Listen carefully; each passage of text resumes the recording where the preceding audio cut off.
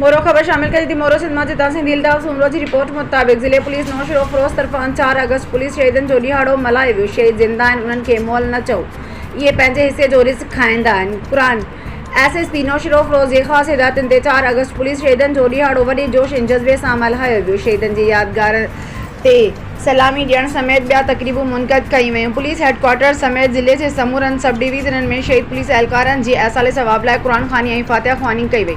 नौशहरो फिरोज ज़िले जे समूरे DSPs ऐं एसएचओस पुलिस शहीदन जे क़बरनि जी चादर चाढ़े खेनि सलामी पेश कई ऐं फातह ख़्वानी कई ऐं संदन मग़फ़रत जे लाइ ख़ुसूसी दुआ घुरी।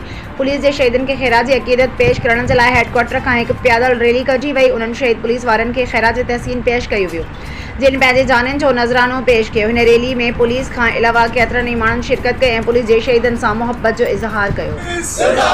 शहीद पाकिस्तान जिंदाबाद, शहीद पुलिस जिंदाबाद, शहीद पाकिस्तान जिंदाबाद।